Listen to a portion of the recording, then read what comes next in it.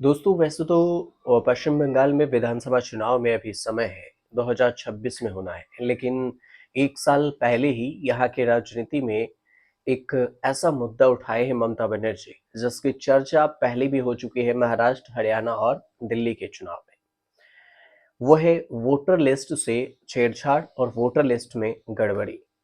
साथ में चुनाव आयोग के मदद से अन्य राज्यों से फर्जी वोटर्स बंगाल की वोटर लिस्ट में शामिल हो रहे हैं।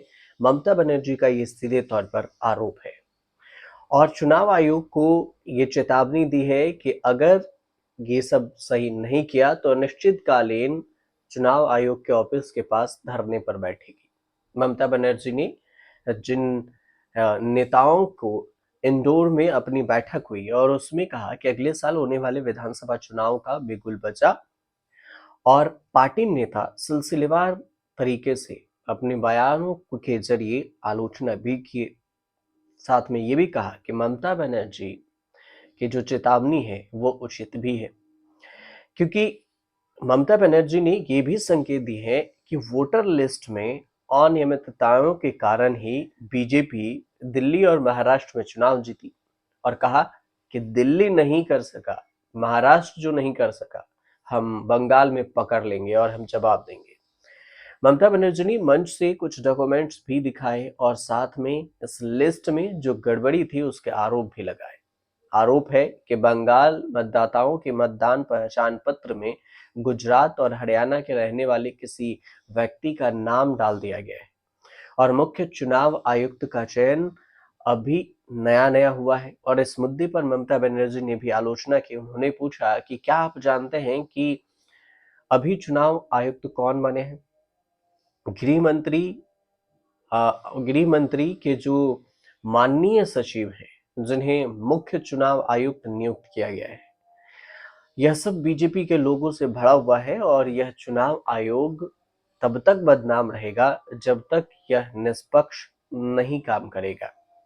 ममता बनर्जी सीधे तौर पर गृह मंत्री अमित शाह को भी निशाने पर ली और चुनाव आयोग को भी।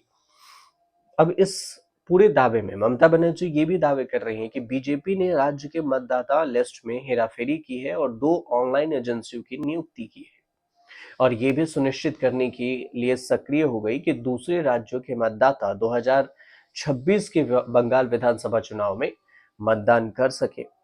मुख्यमंत्री ने तृणमूल कांग्रेस की एक बैठक में कहा है कि जहां तक मुझे जानकारी मिली है कि इस मकसद के लिए 2 एजेंसियां एसोसिएशन ऑफ ब्रिलियंट माइंड और कंपनी इंडिया 360 को नियुक्त किया गया है और इन एजेंसियों ने डेटा एंट्री ऑपरेटरों से संपर्क किया।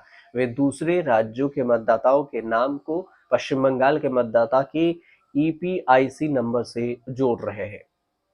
उन्होंने एक बात का और जिक्र किया, कहा कि यह समिति गठित की और सुब्रत बख्शी को समिति का प्रमुख नियुक्त किया गया और इसके अलावा समिति में अभिषेक बनर्जी, कल्याण बनर्जी, सुजीत बसु, मलय घटक, पार्थ भामिक, डेरेक ओब्रायन, अरूप विश्वास, फरहाद हकीम, ये सारे के सारे, इसके अलावा कई सीनियर लीडर्स हैं और जूनियर्स भी हैं जिनको इस समिति में शामिल किया गया है। ममता बनर्जी दावा कर रही हैं कि अगले साल जो विधानसभा चुनाव है उसमें टीएमसी 294 जो कुल सीटें हैं उसमें 215 से अधिक सीटें जीतेंगी और साथ में कहा कि इस बार विधानसभा में बीजेपी की संख्या और भी घटेगी। कई पॉलिटिक्स एक्सपर्ट का भी कहना है कि इस बार बंगाल में ममता बनर्जी के लिए राह आसान नहीं है। पश्चिम बंगाल में 2026 में विधानसभा चुनाव होगा और यही अगर 2021 के विधानसभा चुनाव की देखें परिणाम, तो टीएमसी ने यहाँ पर 213 सीटें जीती थी और बीजेपी को 77 सीटें मिली थी। अब देखना होगा कि आने वाले समय में जो पश्चिम बंगाल की राजनीति है उसमें नया क्या कुछ देखने को मिलता है।